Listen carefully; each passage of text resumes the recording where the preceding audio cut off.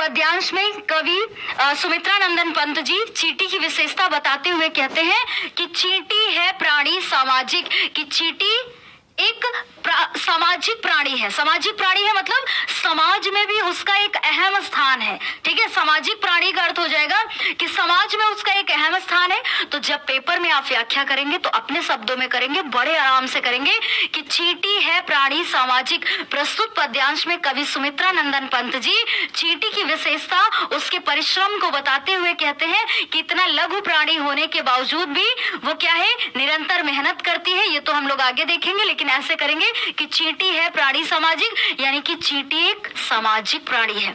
समाज में उसका एक अलग स्थान है ना, समाज में उसका एक अलग स्थान है। वह श्रम जीवी है, और श्रम जीवी का अर्थ समझते हैं क्या होता है, कि श्रम के साथ जीने वाली या श्रम करके जीने वाली है ना, मेहनत से जीने वाली, श्रम करके जीने वाली।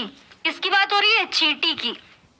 तो श्रम जीवी का अर्थ होता है बच्चों श्रम करके जीने वाली। तो भाई वह श्रम जीवी है, यानी वह श्रम करके जीने वाली है, मेहनत से जीने वाली है। वह सुनागरिक, वह एक सभ्य नागरिक है। चींटी की बात कर रहे हैं, ठीक है। तो एक चींटी सामाजिक प्राणी है, समाज में उसका एक अहम स्थान है।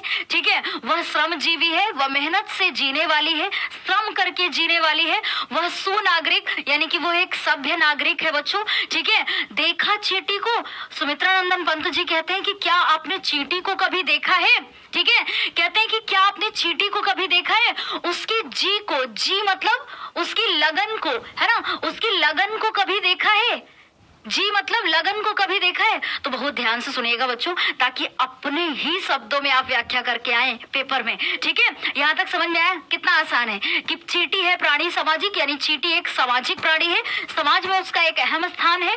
वह श्रमजीवी, यानी वो श्रम से जीने वाली है। वह सुनागरिक, वो एक सभ्य नागरिक है।